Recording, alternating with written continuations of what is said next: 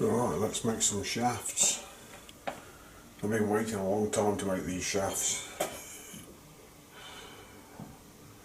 After I've made these shafts, I will make the pressure rings for the thrust bearings in the whole block lathe. But first, I'm making these shafts. These shafts will be for the machine movers I'm making. I have just dimensioned the shafts. Here they are. I don't know whether you can see that. So they're 93mm in length.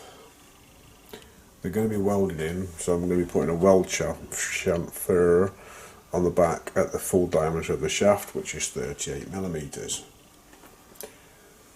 And the first feature is going to be 6mm wide with a great big chamfer on it for welding it in. It's going to push through the plate that it welds into. The second feature is going to be going through the hole, which is going to be a 36mm hole. And it might be welded on the other side as well. I'm making it 10mm for an 8mm thick plate, so there's going to be 2mm overhanging, so I can put a thin TIG weld around it just to give it extra strength. Then there's a 34mm land, and that's for the seal to ride on, and that's going to be 10mm wide as well for a 7mm seal. Give myself a bit of leeway there because I don't know exactly how it's going to sit yet. 3mm of leeway should be enough. Then I've got a 25mm land, and that's what the inner bearing sits on. So by that time I'm taking off 13mm of material, which is 6.5mm per side. That's going to be 17mm long. And then I need a bearing fit here, but I thought I might as well make the whole shaft that diameter. So I'm going to turn that down to 17mm for 33mm. And then I've got M16 threads at the end, 17mm worth of those. And I'm either going to get some M16 nuts, nylocks, because it's not really critical, or I might drill it and put a keyway in it and do the proper full adjustable setup which tapered roller bearings require. So this is the boring bar being taken out. Just loosened it with a bit of boring, watching me loosen it. And that's the stack of shims that I've used for that. So I'm putting a mark on that nut. I'm sorry I made you sway, I know you're getting a bit seasick now. I did have to touch the thing, and a little mark on the casing, which you just can't quite see, I don't think. Maybe, from the finger there, no you can't quite see it, it's got a bit wide up. Yeah, I think you can just about see it now. Yeah, okay. Sorry you're swaying again. So, we're going to go in a clockwise rotation. I'll zoom you back in again now. Basically, I'm just going to be doing one turn. In fact, let's zero it out. I'll do one turn. Zero. I'll do one full turn. La la la la la la. One full turn is just over 1/10 of a millimetre. So I'll just do your zoom in until you can see. There you go. See it? Yeah, I can see that. So I'll do one more full turn. We'll see if that comes around to 22. It's about there somewhere. So 26, so that was 15. Try it again.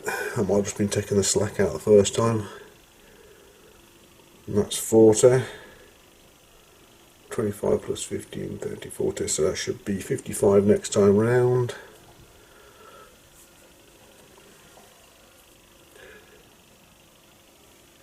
Yeah, 54 around about that, so we're looking at 70 next time round.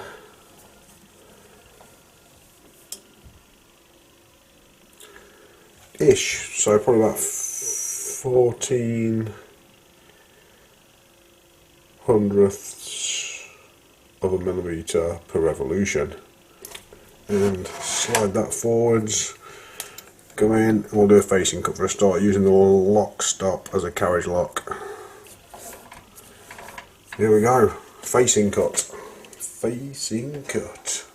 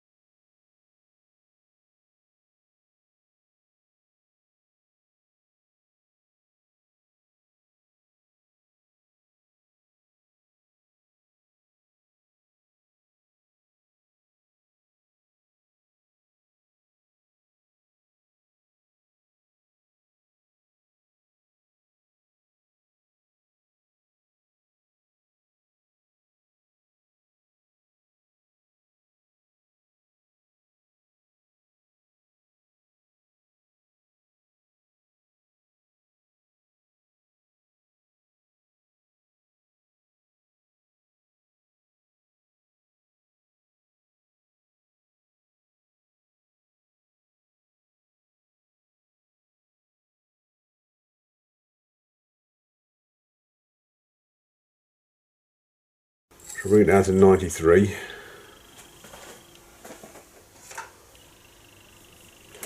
Where is 93? In fact, actually, I'll leave the diameter as it is. I'll bring it down to 87. If we don't drop it all up, we'll get somewhere close. 87 is somewhere close to there.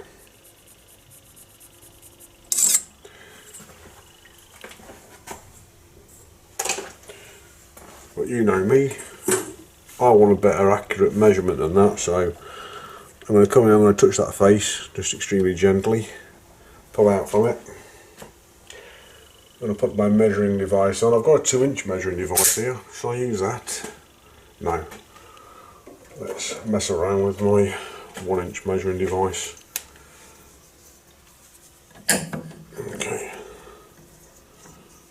There we go. Let's start making things more accurate than just a bodge. Not gonna reach. Bonsoir. Has reached already. Good, good, good, good, good.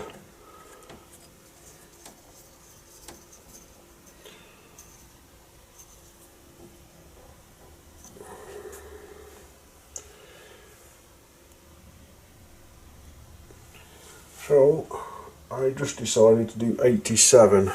87. Just do it in four steps of 20, I think.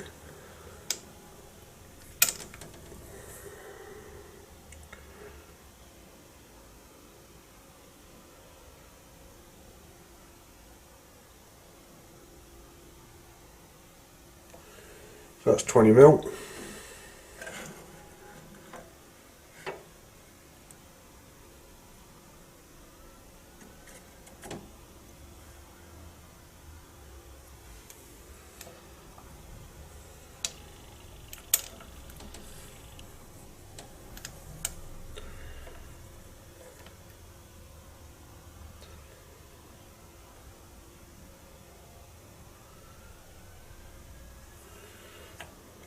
That is 40 mil.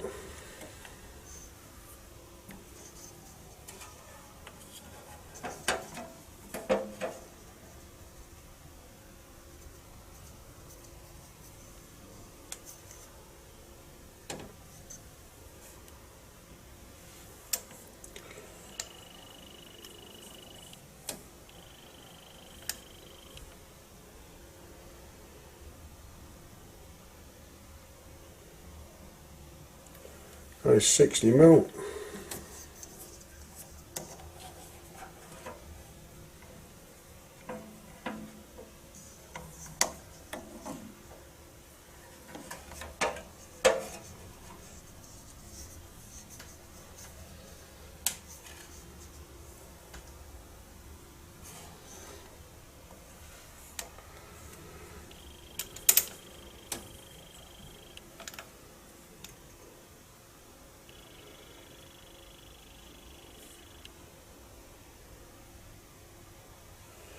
That is 80mm.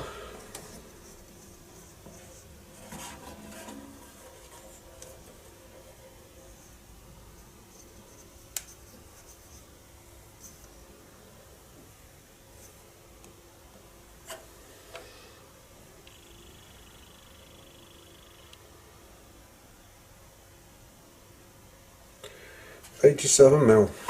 There we go.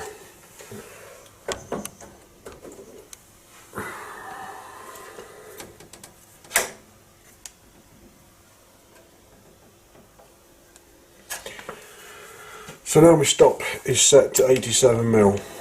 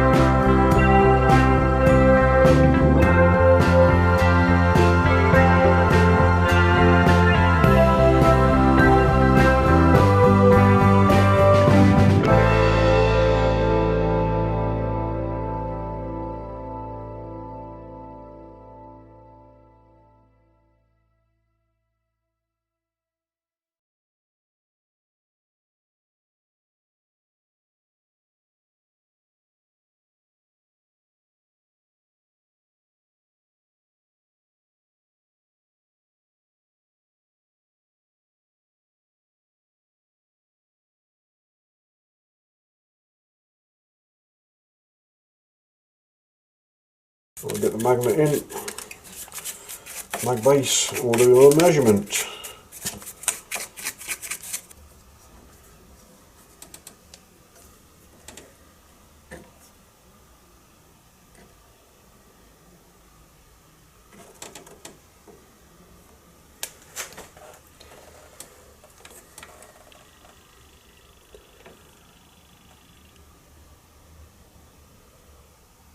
$77.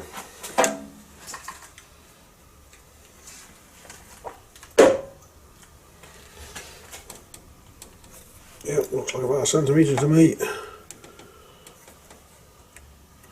77. So we're going to there this time.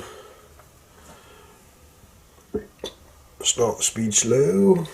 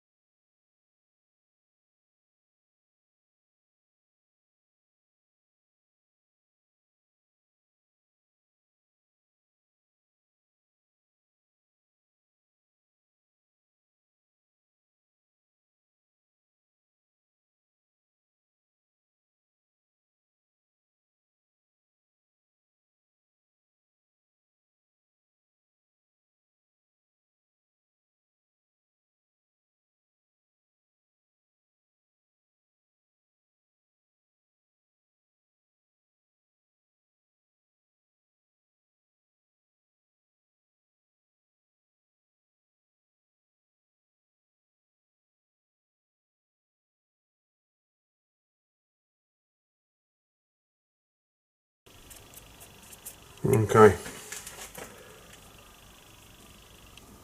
Not even like that, I can't. Okay, how much more I've got to play with on that? Not a lot. I'll leave that for polishing now, whatever is left on that.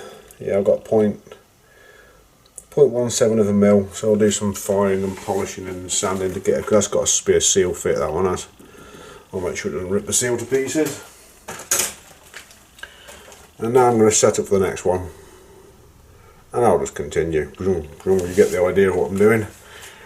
And I'll probably charge the battery now so it can do a really long record, and I will let you watch me whittle that down bit by bit until I've got a shaft ready for threading. And I think we'll see if we can set up for some 2mm threads and see how good it is at threading. Okay, let's do that.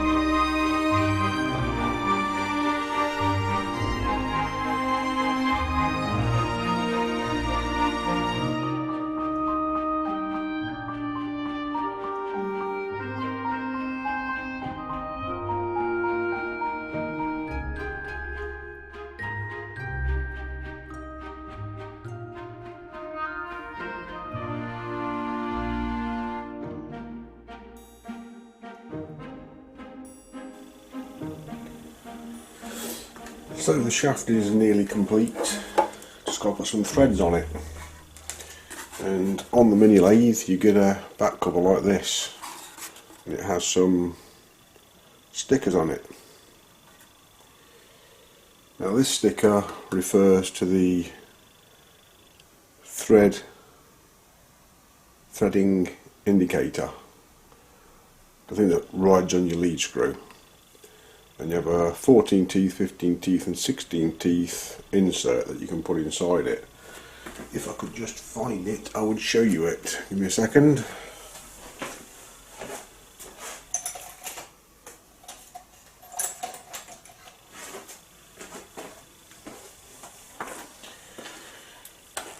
Right, so this is the unit we're on about. And obviously I've modified mine a little bit now. And it happens to be seized up. Awesome. Anyway, it isn't seized up. What was I getting at? So the amount of teeth that are on that gear at the bottom is what it's referring to. So when you're threading a 2-pitch thread, which I'm about to do, 16T is the only one you can put in.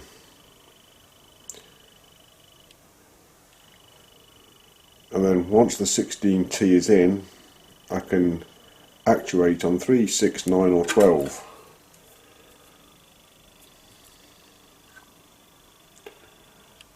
soon as there's 12 marks there.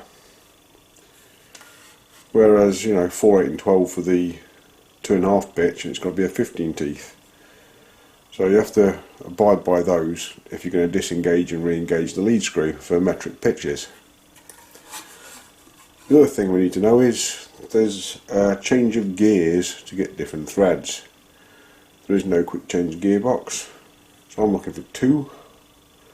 I'm going to need a at 60, B at 50, C at 50 and D at 45. So I'm going to sort all those out now. Let's have a look at that.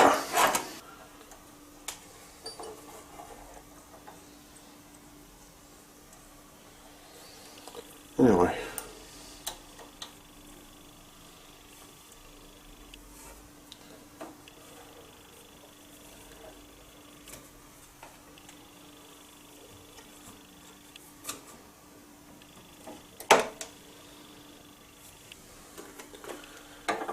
there are the gears on, but as you can tell they are not going to do anything because not one is touching the other.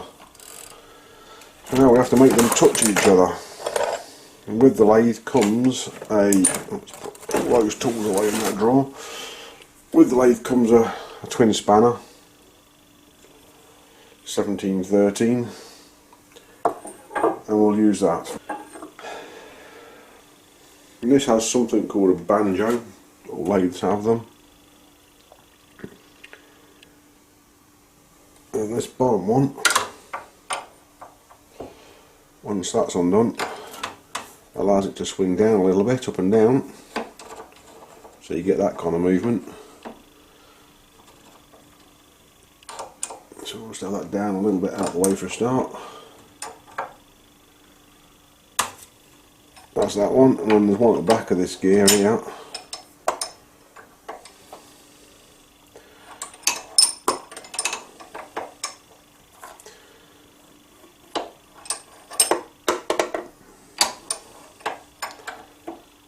And that allows sliding to happen. So you've got one for swing and one for slide.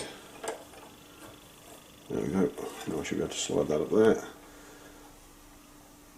I'm just looking for a bit of play there. Not too tight. And since we're in reverse, I'm going to put it into forwards.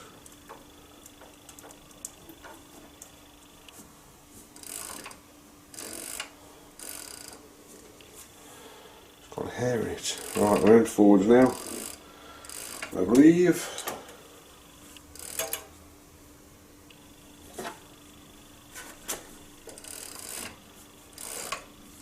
Yep, that's in forwards. Just getting used to this. Now I need to know if I am actually doing 2mm per revolution, so let's check that out. Well, I'm about set up. Just put a little dot on that one, make sure I haven't wiped the mark off the other one, which I probably have. Haven't really checked, just that one's lined up. Turn the gauge on, and let's see if she does. Yeah, there's the marks, I've got to be careful.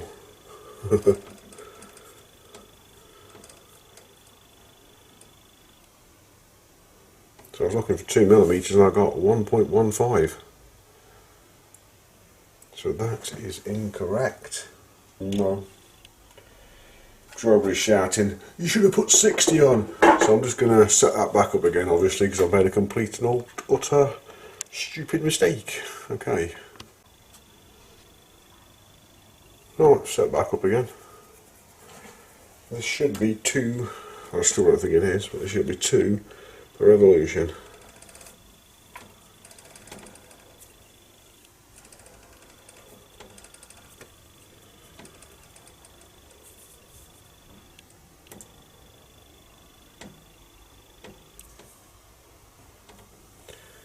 Well, that's close, isn't it? There we go. So I've exposed the adjustment bolts, and they have to be uncovered by the compound wound right back. that should allow me now to swing it round. So I'm putting some pressure on it so it doesn't trap chips underneath it. There isn't too many chips underneath it because I keep on cleaning it off. And that looks about right to me. So we're doing it quick and dirty today. Got a brown and sharp a combination set. And we will insert it in there against the cross slide and bring it up to the compound and adjust the compound and we get all the dirt off of it. Adjust the compound until it's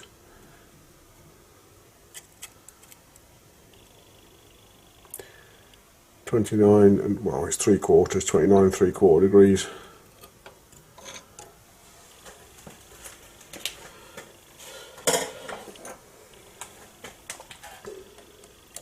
And then I'll just nip them where they are and then tighten them.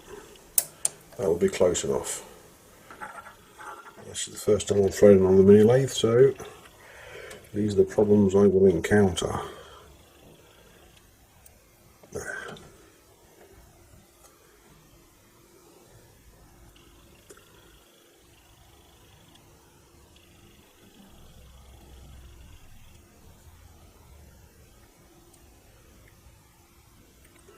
A bit more this way.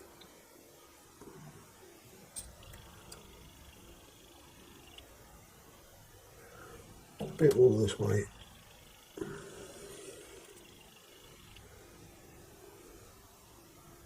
One, 2, 3, 4, 5 increments for the first cut, and we'll see if we can take that cut by hand.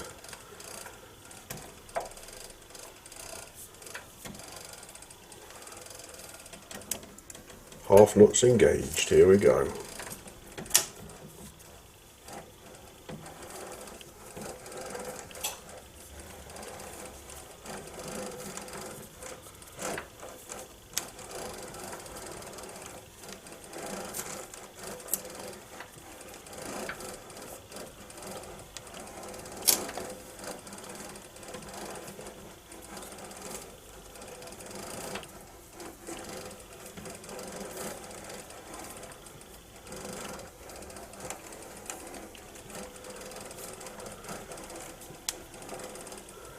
Right up to the end, this is to there. And I'm going to wind out one full turn.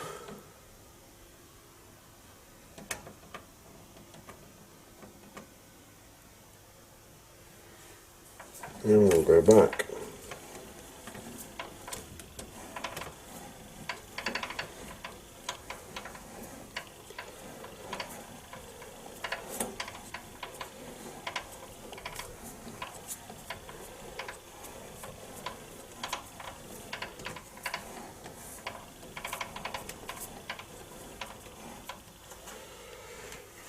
Back in one full turn on the compound, on the cross slide, back to 0. And I'm going to put a cut on the compound of another 5 increments, and then I'll progressively work down the increments because I don't think I'll be able to take a cut by hand that deep.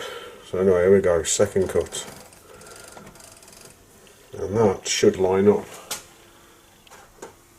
I'm just going to back out the cut a bit more and put some more blue on it.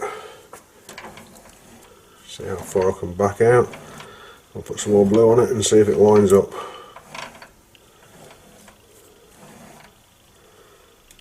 Yeah, still not clashing with anything. Very good, very good.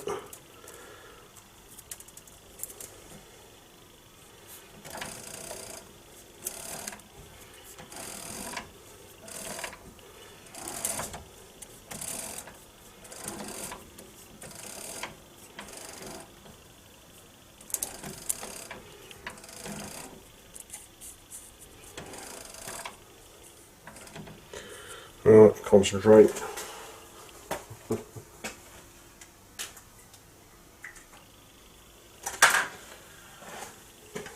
Here we go. Should just about be able to make this cut by hand.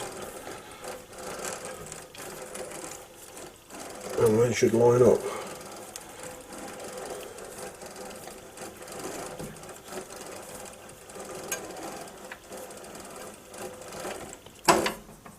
and we've got a gear slip. That's it. Can't do that. Gear has slipped. Gear has slipped.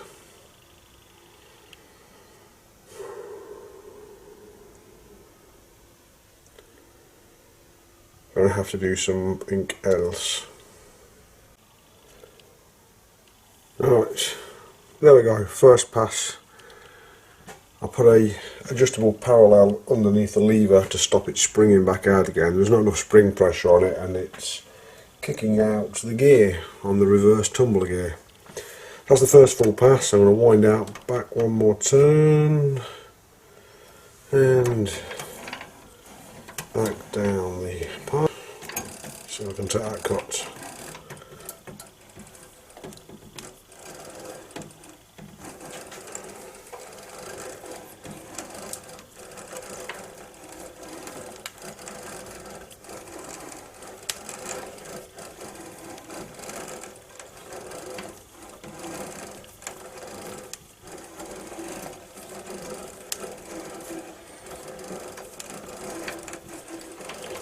Well, this time the gear stays engaged, amazing.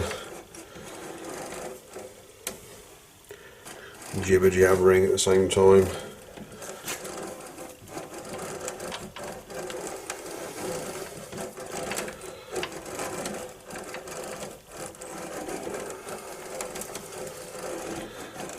I think that is a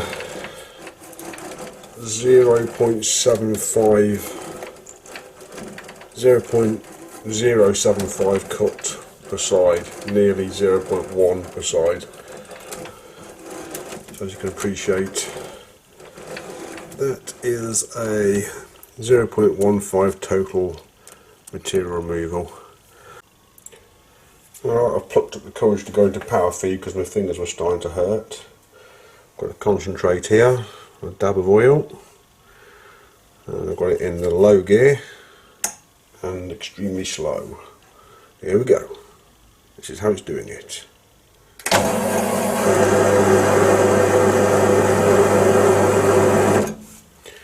I'm doing the last little bit by hand.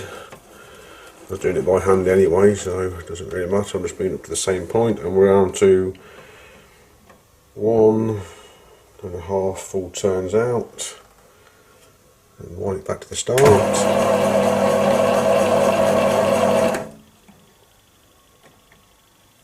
1.5 turns full back in again, and 2 more increments on the compound, which is 0.05 millimeters per side, so 0.1 millimeter full depth of cut, I should imagine. I don't know, that's what I'm guessing. Here we go again.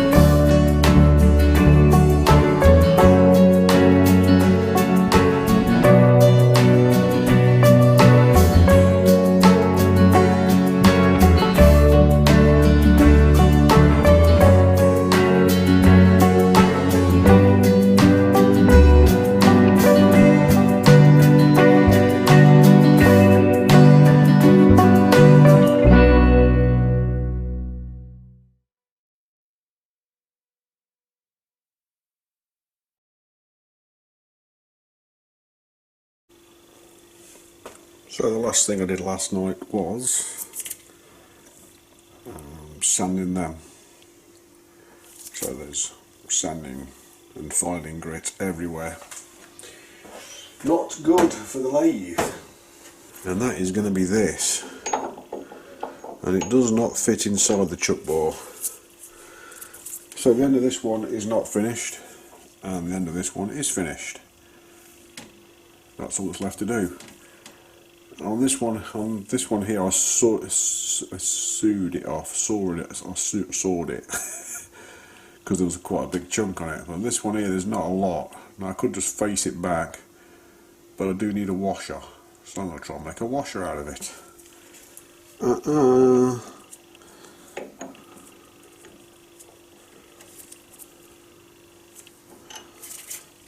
Alright, right down the bottom.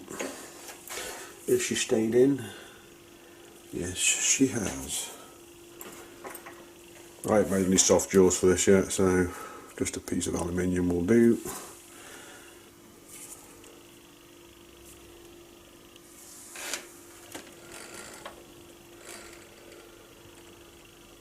So that's the high.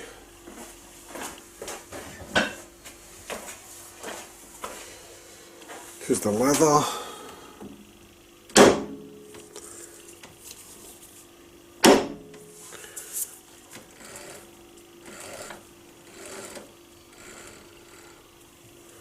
That's the high.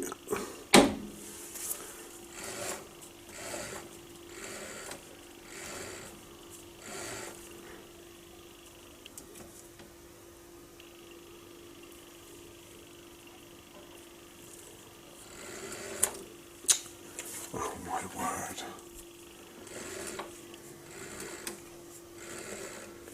It's the high.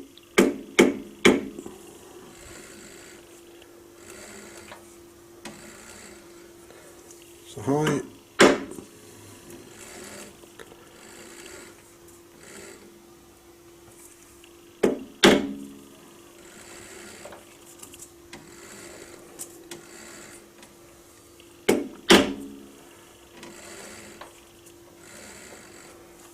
Perfect.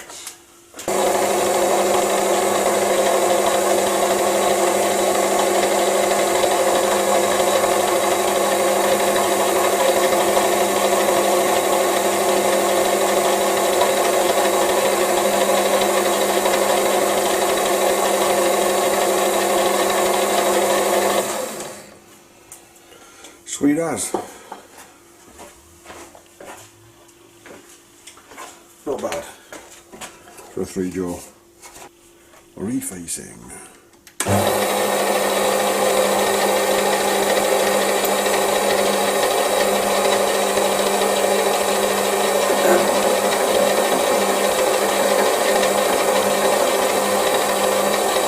Alright. So I'm going to lock stop in. You can't see what I'm doing. Hold on. So I've just put my lock stop in, and I'm going to adjust it back a little bit.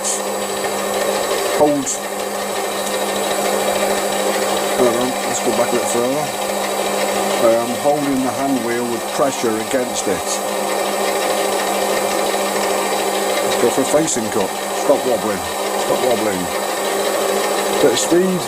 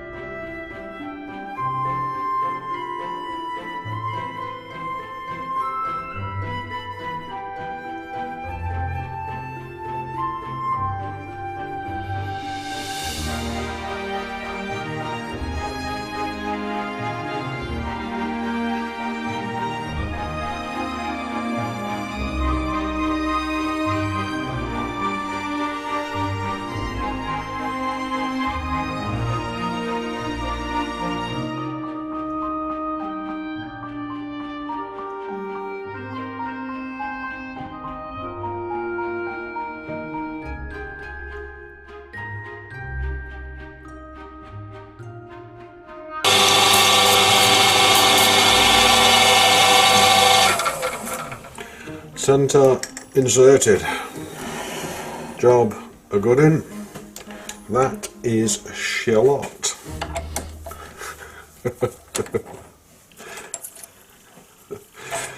Love it. Absolutely love it. Couldn't have picked a better hobby.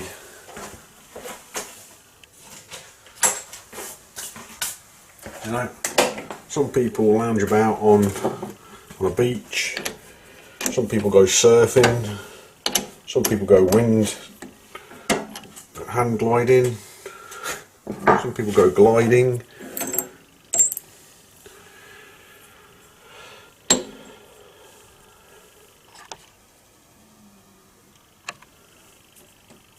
And some people have to make that happen. There you go.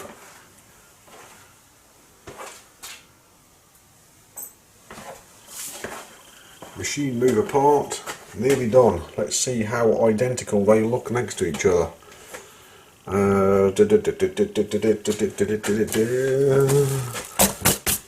get my pizza box in. There's one. There's the other. They're looking pretty. I might put them on the comparator if they're that close.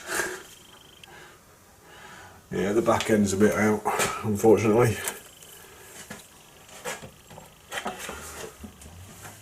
So I don't want to take any more out. But I'm sure you can see from the two diameters there that this one is not quite as wide at the back there. It won't make no difference, that's fine. I could just stick this one back in again and take some more off the back end of it, but as I say, it's fine. The next time I'm doing a deep chamfer like that, it definitely turns out better and way more worthwhile doing it like that instead of using the 45-degree tool. There we go. 2 shafts complete. They will do the business.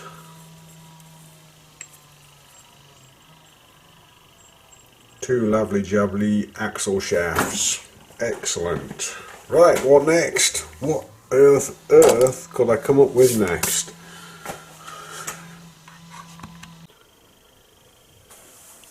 So there she is, all dirty, all dirtied up, chips everywhere.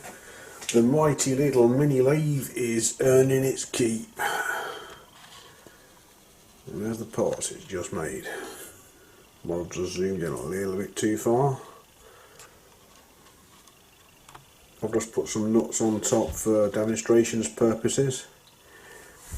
Clearly the back edge is a little bit out of spec because you saw, well, I don't think you did see, you might have seen me facing off the back there. I don't know how much space I've got left on the video. I wanted to show you the 2 axles finished with some temporary nuts put on them. Looks just a temporary nut.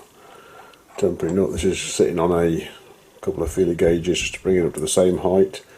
So you can see the top, the most important dimensions are the same.